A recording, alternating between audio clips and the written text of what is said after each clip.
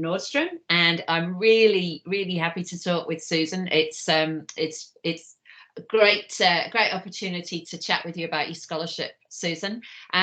Before we begin, I'd like to invite you to say something about yourself to everyone. Okay, great. I am an associate professor of qualitative methodology at the University of Memphis in Tennessee, in the US. And I've been in this position for 9 years. And in that capacity, I basically teach qualitative research courses, supervise doc students, et cetera, and do research. And so my research has been pretty much grounded in what would probably be called the post-qual, even though I find that term a little bit problematic. But looking at doing methodology in more innovative ways that are imagining different things. Fantastic. And I know your work very well and love reading your work. So it's great to hear about all those interesting facets. Now, with the conversations, I start by asking people to talk about an aspect of the work that really connects with the themes of the Mapping Future Imaginaries. So, futures, imaginaries, or cartographies, mapping. So, yeah. Well, I want to say thank you for inviting me to be a part of this network. I'm just kind of awestruck at the collection of people you have assembled, and so honored to be in conversation with them. Mainly because when I'm writing a methodological piece, because most of my writing is methodological. That's my content area. And what I'm trying to do with those pieces is I'm always trying to open up different ways of thinking. I'm trying not to be very prescriptive and say, okay, so for anti-methodology, this is how you do it, and these are the steps. And that has always never appealed to me, because that doesn't open up imaginaries. It doesn't allow for mapping in the sense, in the Deleuze-Guattarian sense. It's very closed-ended. And so whenever I'm writing methodological pieces, I'm always trying to open up the space more, to put in these little moments of pause and snags that grab people and make them go, why am I holding on to this? Or why am I doing this in a particular way? And what might happen if I engage this space of possibility and to do social science research differently?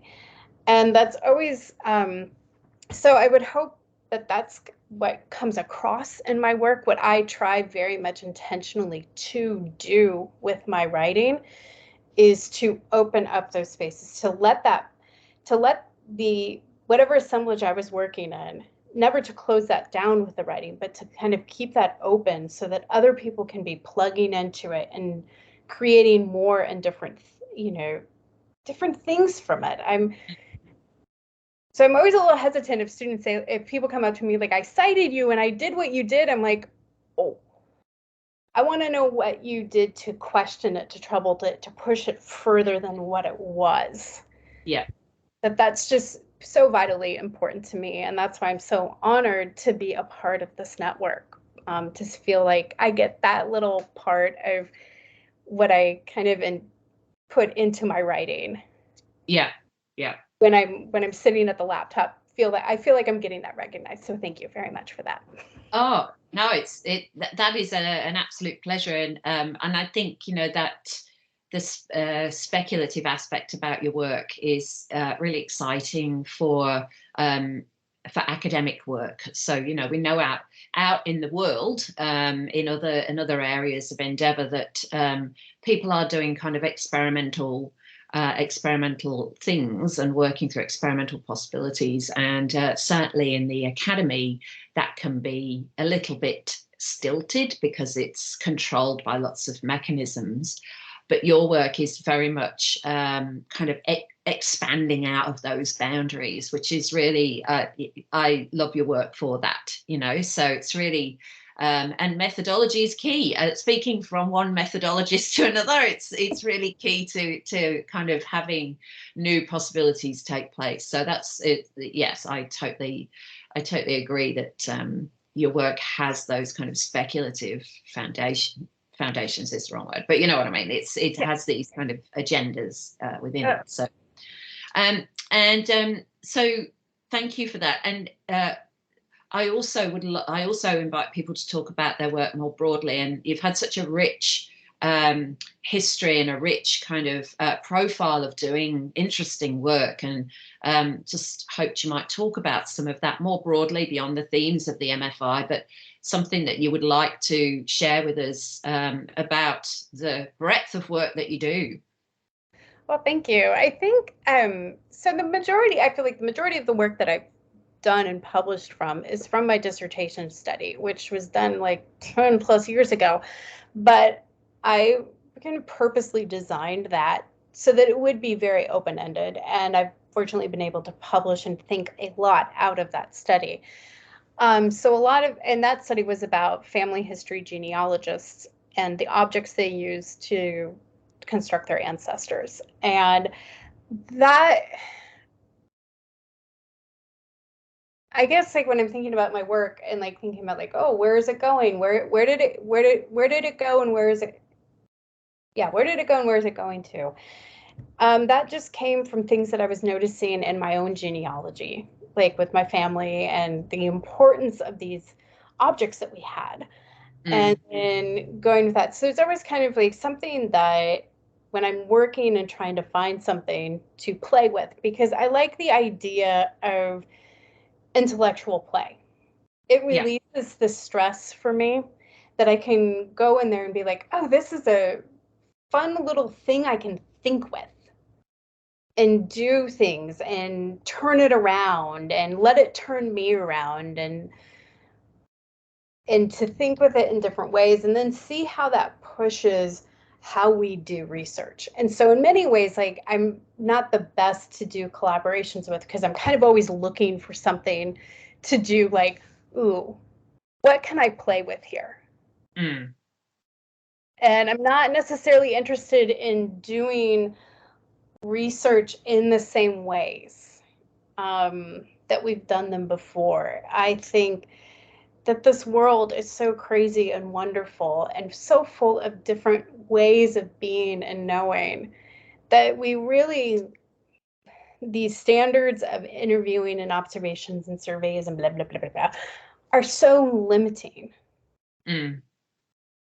And many times don't let us get at what is happening. I know it sounds like very post-positivist, but I think that there are things that are happening. When the pipe bursts, the pipes are bursting.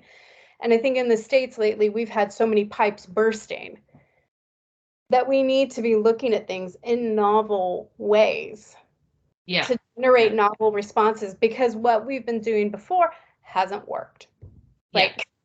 And one of the things that I love, and perhaps you can talk a bit more about, is the really unusual way that you worked with your data. So I know you created objects and you did creative kind of interventions, and you generated creative things with actually physically with the data as well as kind of intellectually with the data. And there'd be a lot of people who would be very new to a lot of people. Maybe you could talk a bit more about that. Oh, sure. I'll be happy to. I think first off, it's important that I say that I am such a believer in the assemblage and just feeling like there is this, I'm just moving around and things are, nothing's really stable. And so many times those data creations come from just being in that space and being like, I am going to relinquish the control that I thought I had, and then have this kind of organic process happen. So one of the things I did a summer ago, and I was just doing these walks just in nature around when I was back with my parents, helping them move into assisted living, was I would just walk and I was like, wow, I wonder if I put, I'm going to get some jars. So I got all these jars and I'd walk with jars and I'd just put things in there, and I would put things in there that would, there's no rhyme or reason. I would be driving there and I'd be like, soft things today. Let's look at soft things and let's collect soft things. And not really trying to have this predetermined, I know what I'm looking for. I don't think I'm that smart. I think the world tells me what to look at many times. And so that's kind of, I think that's where that comes from. It's this vulnerability to the world. And the relinquishing of this supposed power that I have to know things.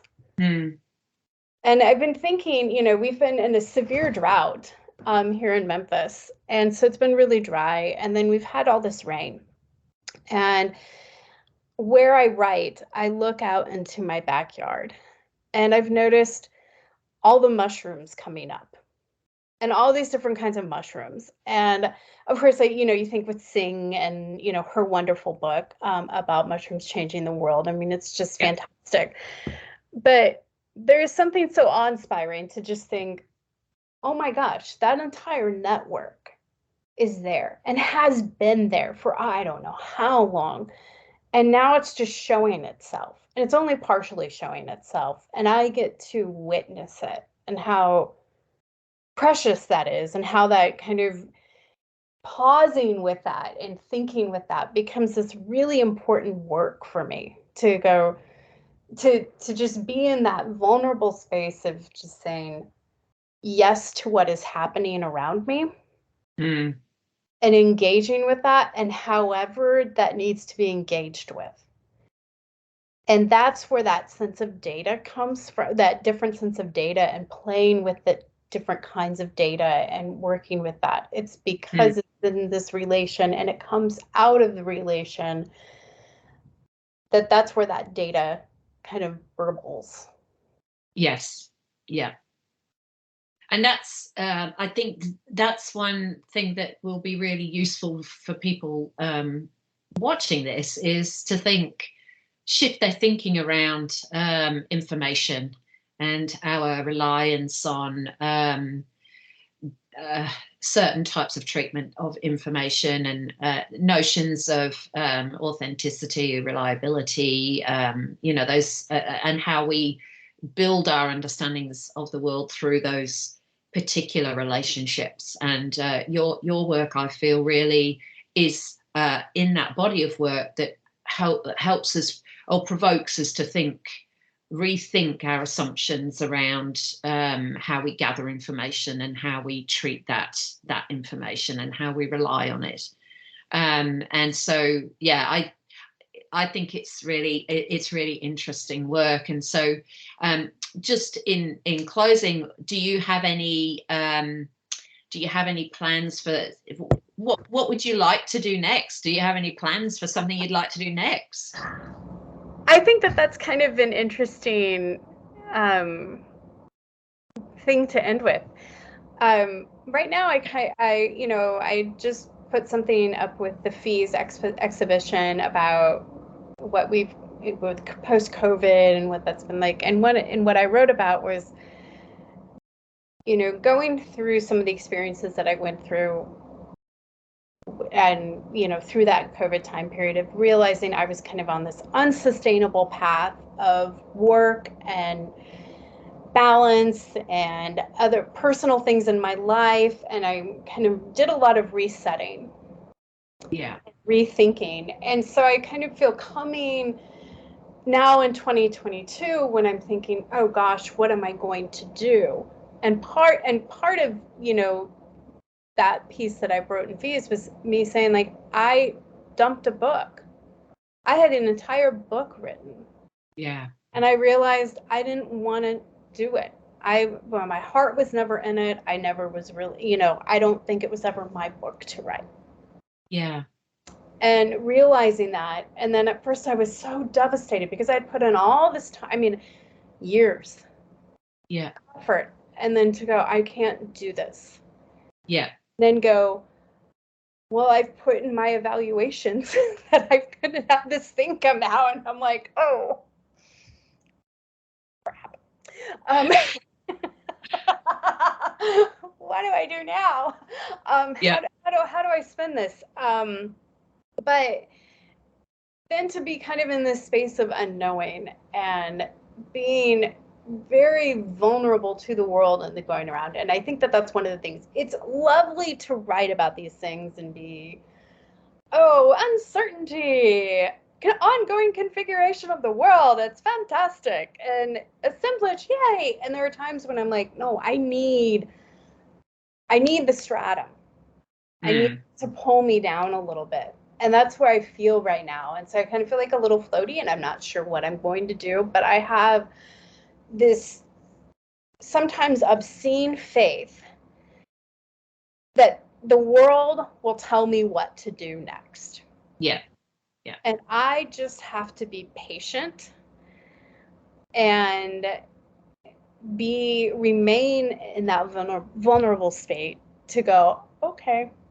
And that's hard because all these other pressures are, you know, what are you researching? What's your next project? And I'm like, I don't know.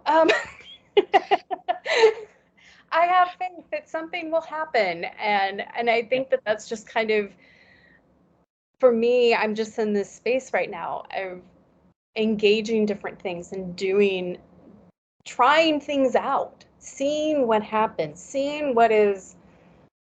And really when I say seeing, I mean sensing, because to me, it's I feel this in my body. Yeah.